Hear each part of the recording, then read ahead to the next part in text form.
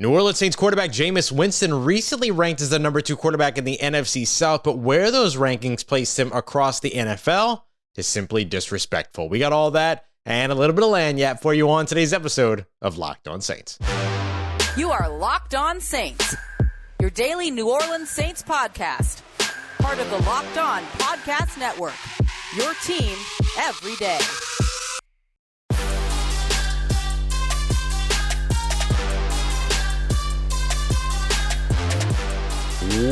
What is good, Who Dat Nation and Who Dat family? Welcome into Louisiana Sports Writers Association, number 2 sports podcast in the entire state of Louisiana, Locked On Saints, your daily podcast covering your favorite team, the New Orleans Saints, part of Locked On Podcast Network, your team every day. Thanks so much for making Locked On Saints your first listen of the day every day. Don't forget that we're free and available across all podcast apps and on YouTube as well. And I'm your host, Ross Jackson, at Ross Jackson Nola on Twitter. You can find me over at USA Today's Saints Wire, Tuesdays on Locked On NFL, and here with you every single Monday through Friday on Locked On Saints. And on today's episode, going to break down the placement of Jameis Winston on Chris Sims' top 40 quarterbacks list, what it means for him, what it means for the New Orleans Saints.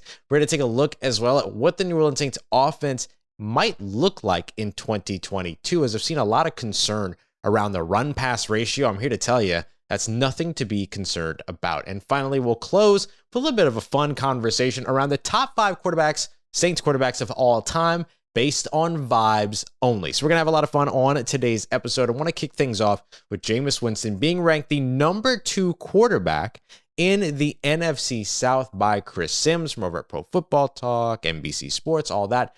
But it's really his ranking across the NFL that I thought was a little bit disappointing. Chris Sims ranking the young quarterback 26th out of 40 in the NFL. And that put him behind some quarterbacks like you might expect to be at the top of the list. Josh Allen, Patrick Mahomes, Justin Herbert, Joe Burrow, Aaron Rodgers are all your top 5.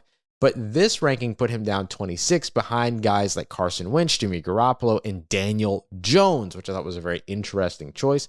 But to start off with the NFC South, the rankings for the NFC South quarterbacks go number 8, Tom Brady, number 26, Jameis Winston, number 28, Marcus Mariota, a little bit too close in my opinion, 32, Sam Darnold. So those are the NFC South quarterbacks as of right now. Of course, we'll see what happens with Baker Mayfield. If Baker Mayfield, for instance, were to be traded to from the Cleveland Browns to the Carolina Panthers, Baker sits 17th on this list, which would then make him the second best quarterback in the NFC South per Chris Sims ranking. Now, I have made the argument before that Baker Mayfield is not a better quarterback than Jameis Winston, although I do have a lot of respect for Baker Mayfield and hope that he gets a second opportunity outside of Cleveland to be able to prove himself. I actually named him on Locked On NFL, my episode with Luke Braun for Tuesday, my number 1 quarterback when it comes to vibes across the NFL. So, showing a lot of respect for Baker Mayfield, but I still put Jameis as a quarterback and as a player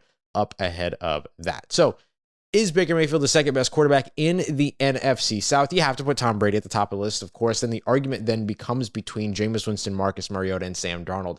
And I think Jameis is clearly the best quarterback out of the 3 of those. When Sam Darnold was available, I know some folks had mentioned, oh, well, the Saints should go after Sam Darnold. I thought that was going to be a terrible decision just based on the quarterback that Sam Darnold is, and what we have seen is nothing different from Sam Darnold's New York Jets time and now his Carolina Panthers time. Marcus Mariota, we kind of just have to see, right? He had the one opportunity with the Tennessee Titans. He then got usurped effectively by the incoming Ryan Tannehill. He ended up spending some time backing up Derek Carr in Las Vegas, had a fun game against the Los Angeles Chargers, but then now he's in Atlanta. He has some weapons, not much of an offensive line and not much of a defense to help him out. So all of those things are going to have an impact.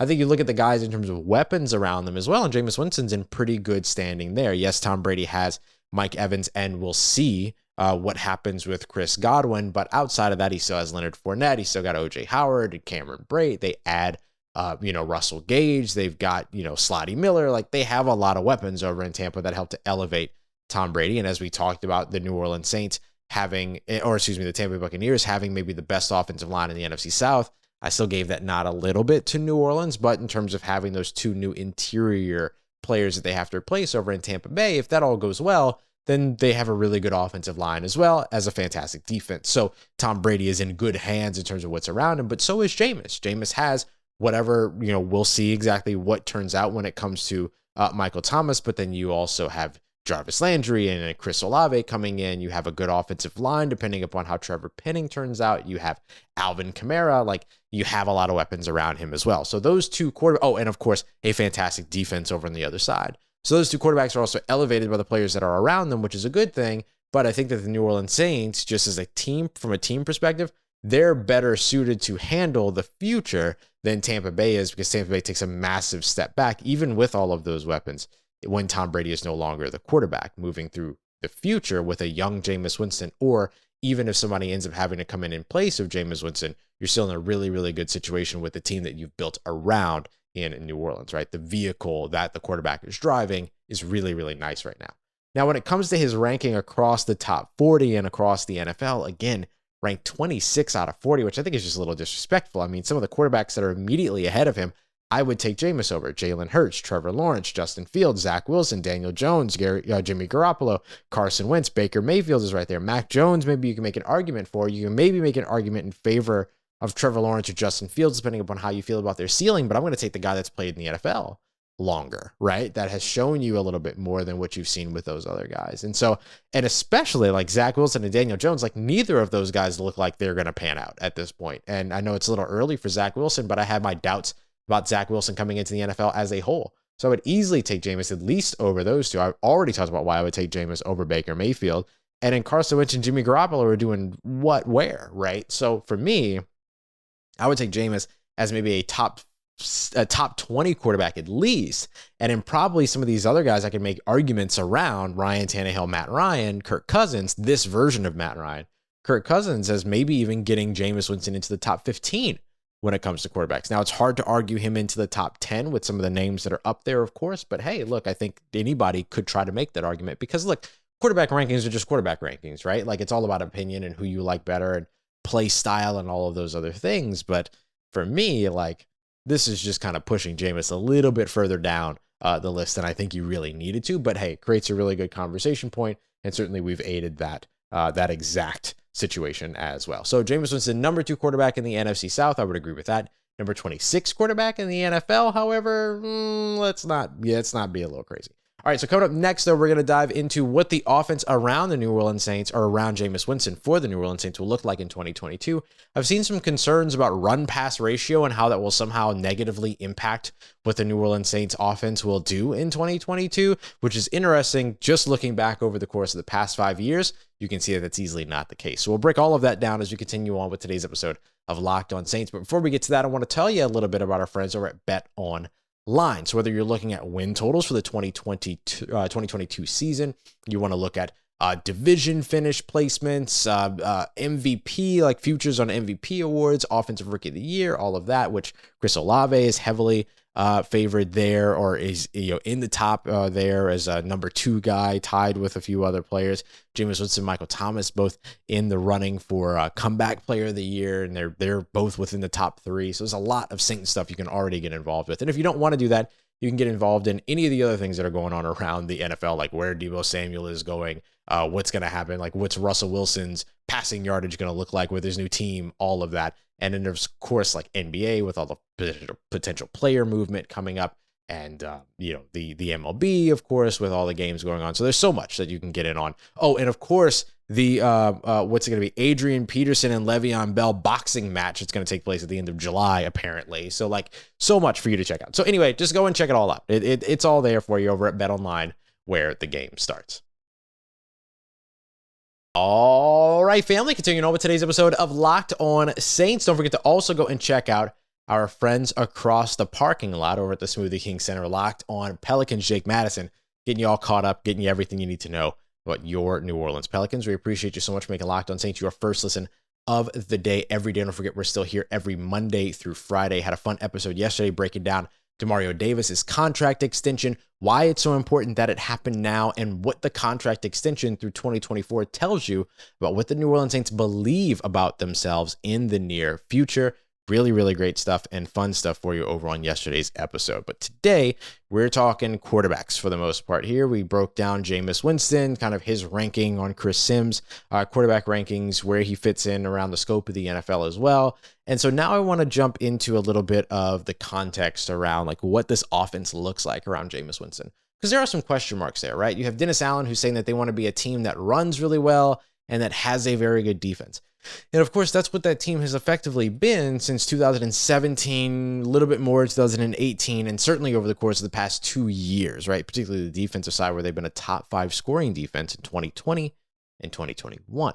And they've been up there in terms of yardage as well, right? Number 4 in terms of total yardage in 2020, number 7 in terms of total yardage allowed in 2021. So they've picked up this identity as a defensive team, but there's kind of some concern around what the Saints are going to look like in terms of run-pass ratio, right? Like they've built up all of these receiving options, and you know they've got Michael Thomas coming back, and Jarvis Landry's been added. Chris Olave was drafted, you know, and you'll see how the tight ends kind of step up. Alvin Kamara, of course, is huge for you in the passing game. But there's kind of this belief that, well, the Saints are going to run the ball a lot more. They're going to try to take the ball out of Jameis's hands, and therefore it's not going to be a very successful offense, which I thought was really interesting because I thought to myself, okay, how often really have the New Orleans Saints been so pass heavy that they end up kind of outpacing or not giving their rush offense an opportunity? Over the course of the past 5 years, they've been in the playoffs 4 years in a row out of those 5 years. And they were almost a playoff team last year. They were one Matthew Stafford interception away. And so I wanted to just kind of look over the past couple of years and sort of see where they are in terms of how heavily a passing team they were as compared to the rest of the NFL, but how successful they were as a team that was the winningest team over the course of those 4 years, 2017 to 2020, and do the two correlate, right? Are the Saints less successful when they pass less? Are they more successful when they pass more? And the fact of the matter is that that's not the case. Neither of those things are the case. Passing less does not make them less successful. Passing more does not make them more successful. You look back last year, 2021, that's really the only indication that they were not as good a team as they could be based on their passing game. They were 30th in terms of passing percentage, right? So you think about, out of 50-50 being the absolute balance run pass, are you more heavily run? Are you more heavily pass? And in this case, they were more heavily run, 30th in the NFL in terms of passing percentage. And they also landed 32nd in the NFL in terms of passing yards and 30th in terms of passing attempts. But we know what that was about, right? That was about the 58 starters, 4 starting quarterbacks, no Michael Thomas, all of those things. So let's take a step back another year. 2020, they were 28th in the NFL when it came to passing percentage. They went to the playoffs. They were a fantastic team in 2020, and they were still 19th in the NFL when it came to passing yards. So just because they were 25th in the NFL when it came to passing attempts, so what, 6th fewest at that point, or 7th fewest at that point, they were still just outside of the top half of the NFL offense in terms of passing yards.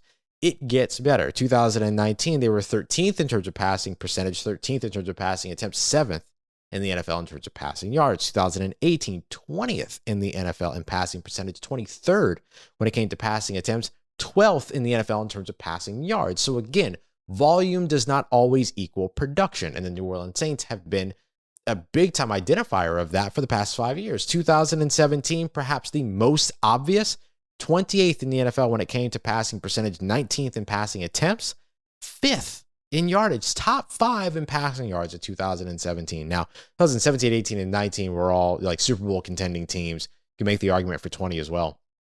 But 2017, 18, and 19 specifically, right, were huge. And so all I'm trying to say is that just because you think that the Saints might run the ball a little bit more in 2021 or 2022, that wouldn't be out of the ordinary compared to 2021, 2020, 2018, or 2017, all times where you ended up with top 10 in terms of, you ended up top 20 in passing yardage, with the exception of 2021, where you can see what the issues were, right? Nothing surprises you when you hear that the Saints were not a good passing team in 2021, because of course they weren't. They were hardly able to be a football team in 2021 with all of the injuries and things that were just outside of their control. So with that being said, to say that the New Orleans Saints are going to pass the ball less, first of all, that is pretty subjective because, again, when you're talking about a team that was 30th last year, 28th the year before that, 28th in 2017, what exactly is less? 29th? Who cares, right? They have already not been that team. They've been a team that's been very balanced so far over the course of the past few seasons. That just because they end up continuing to do what they've always done, that they will somehow all of a sudden not do what they've always done, which is still be able to produce in the passing game as long as the offense stays healthy. That's why in 2022, I don't think that necessarily this team is going to be like overtly aggressive. I think that they will be aggressive with Dennis Allen as your head coach. We see how aggressive he is on defense. Makes sense that you copy paste that aggressiveness over on the offensive side, which could mean, taking shots on, second and two, just on the other side of the 50, or going for it on 4th and 1 a little bit more, things like that, right? So I think that like the aggression will come through there, but I also think you're going to see some aggressiveness and aggressive nature in terms of the passing game that's not going to be this sort of conservative, consolidated offense the entirety of the season. It might start off that way as everybody gets comfortable and gets into shape and sort of figures everybody out, which is what we predicted at the beginning of last year, that it would open up throughout the year, which we started to see. But this year, hopefully, we get an opportunity with 17 games of Jameis Winston, Michael Thomas, Chris Olave, Jarvis Landry, 11 games, I guess, of Alvin Kamara. We'll see exactly what happens there. And then 17 games of the other pieces around that, then you will actually get to see this all open up. But don't be fooled. Don't be fooled. Volume does not always equal production, and the New Orleans Saints are the absolute pinnacle of that. And the New Orleans Saints are also the absolute pinnacle of swaggy quarterbacks, vibey quarterbacks. So we're going to break down and we're going to rank the top 5 quarterbacks of all time for the New Orleans Saints based on vibes, only having a little bit of fun closing out today's episode of Locked On Saints. Let's get it, Who Dat Nation. Wrapping up today's episode of Locked On Saints with a fun segment to close out the show here on Tuesday. We want to talk a little bit about something that I just love, that Luke Braun at Luke Braun NFL, he's our host daily over at Locked On Vikings. He does Locked On NFL with me every Tuesday as well. Actually, you can watch that episode today. He wrote an article about the all-time ranking, sort of the all-time Vikings quarterbacks based on vibes only, because his sort of offering is that all quarterback rankings are bad. All quarterback rankings suck because they're all basically subjective. And so he instead said, I'm going to rank quarterbacks based upon the guys that I think are just super dope people. And so I wanted to do the same thing. So he and I did it over on Locked On NFL. We ranked our top 5 current NFL quarterbacks across all the teams based on vibes only. Now we're going to have some fun with our top 5, which is going to be vibiest quarterbacks, or top 5 all-time Saints quarterbacks based on vibes only. And when I talk about vibes only, I'm talking about the guys that you just like see and you're just like, all right, that person is super dope. They're a lot of fun. They are, rowdy. They're swaggy. They're whatever, right? Like there's something that you look at them and as a human being, you go, that's a dope human being. And so I have my list of 5 here for the New Orleans Saints in terms of all-time vibey quarterbacks. And I want to see yours, right? So you can send it to me on Twitter, Facebook. You drop them in the comments if you're watching on YouTube, however it is that you want to send them. But I thought we'd have a little bit of fun here. I look forward to seeing all of your responses as well. So number 1 for me in terms of vibiest quarterback for the New Orleans Saints in their history is Teddy Bridgewater. Easy. The real Mr. 305.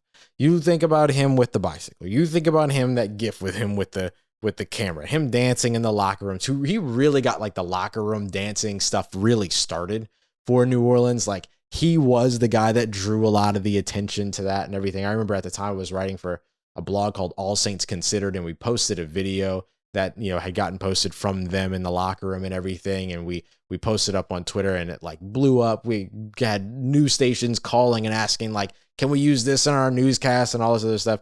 It really blew everything up, Teddy and the locker room, to like Club Dub and like all these other things.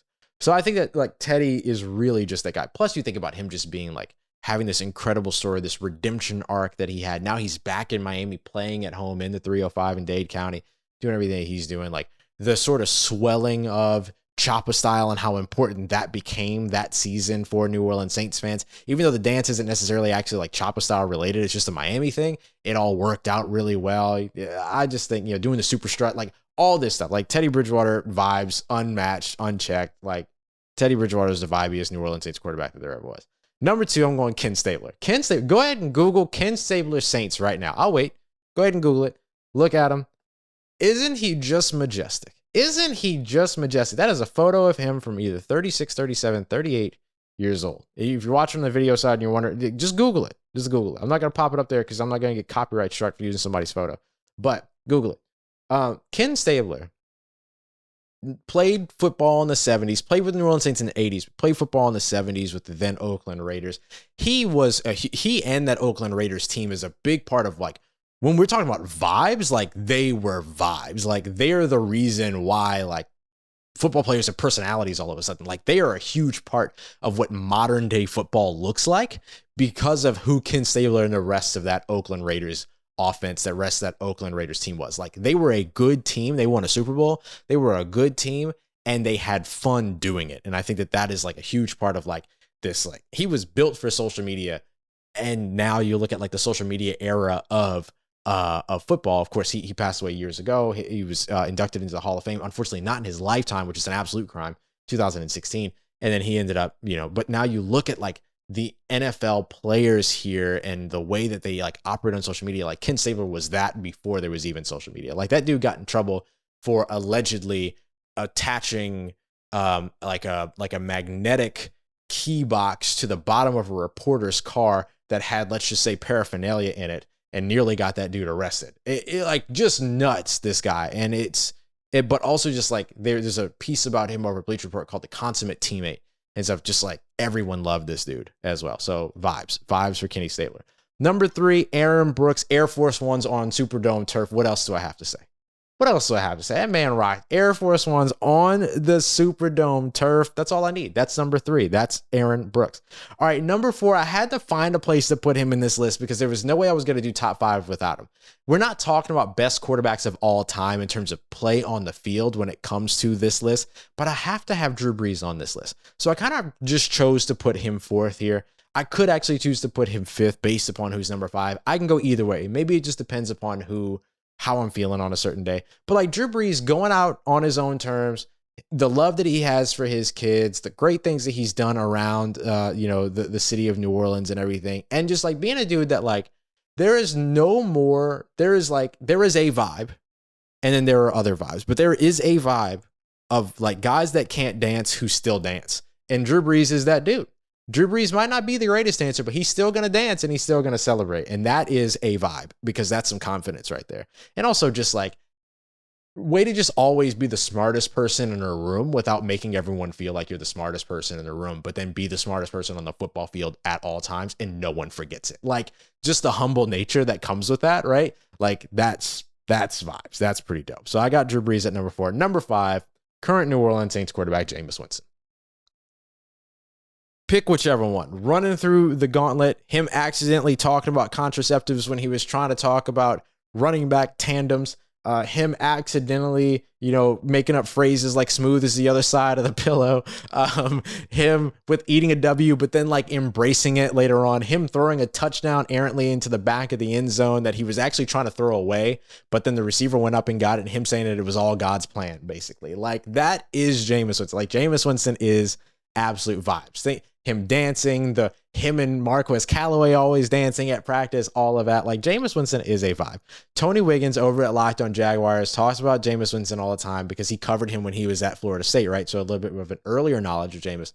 Say that Jameis is unintentionally the funniest person in the world. And you think about like the workout videos that everybody likes to poke fun at because they don't understand and all these other things. And the fact that like his team just keeps putting it out, like he leans into everything so much that it's so awesome because he is humbly one of just a really good dude. And so like to have all of that personality and to be able to be that person that's just leaning into whatever, right? Eat a W, the workout videos, the, whatever, like all these things. Oh, him running through the gauntlet and getting knocked over and all that. Like, and I was at that training camp practice when he ran through and got knocked down and then them asking about it and stuff like that. Just that type of vibe is so super dope. And I have one honorable mention here, and it's based on, I know I said I was going to just talk about vibes and not like football production, but the vibe is the football production. And it is the life that was made by this quarterback. Chase Daniel, 13 career games, 8 career passing touchdowns, $40 million in career earnings. That's a vibe. That is boss vibes right there. That is Blue Mountain. Was it Blue Mountain State or whatever, Blue Mountain, whatever. The dude only wants to be a backup quarterback, all that, like Chase Daniel, making bank as a backup quarterback, and a very smart and efficient backup quarterback too. Like, he does his job extremely well. Like, he helped Drew Brees be a good quarterback on the field by saying, here's what I'm seeing on the sidelines, like all these other things. Like, he's a very, very good quarterback, but the fact that he has like that level of production and is making that level of money, like that is the pinnacle of, like, if there was a quarterback manager in the NFL, like the higher up you progress and get promoted, the less work you do. Chase Daniel's that dude, and you absolutely love to see it. And the more money he gets paid, $40 million career earnings, 8 career touchdowns. So dope. So dope. $5 million touchdown. Not bad. Not bad. All right, y'all. Coming up tomorrow, it is Wednesday. So we're going to break down we're going to take a look at training camp and what to expect during training camp as a part of our midweek fundamentals. What do you see? What are the things you need to know? What's the difference between like shells and padded practices and all these other things? And why we don't see as many of the physical kind of like open hitting practices anymore and what that means for NFL teams. We're going to break all of that down as we get into our midweek fundamentals episode on Wednesday here on Locked On Saints. I'm also going to talk a little bit about the New Orleans Saints wide receiver room and how we think that might shake out, but who's the guy that could potentially upset that a little bit, because there's another local guy that not a lot of people are talking about that I'm ready to continue to talk about before we get ahead of training camp. So we'll break down training camp, what to expect in it, and who to expect to see rise to the top potentially or rise up when it comes to that wide receiver room during training camp. So we're going to break all that down in tomorrow's episode of Locked On Saints. I appreciate you as always making us your first listen of the day every day here on the show. Make sure you're also going and checking out the Locked On NFL podcast. Send me your top 5 quarterbacks for the New Orleans Saints based on vibes only, and go and check out our NFL list with Luke Braun over in Locked On NFL, as well as 30 minutes or less of everything you need to know around the around the National Football League. New Orleans Saints, you get that here with Locked On Saints. I appreciate you as always. I'll see you tomorrow. If you see me, say hi. If there's anything else you need around your New Orleans Saints, make sure that you are following me on Twitter at Ross Jackson, NOLA. Hit me up. Let me know how the family's doing. Let me know how you living. Let me know how your mom and them. And trust Who Dat Nation. I'll holla at you.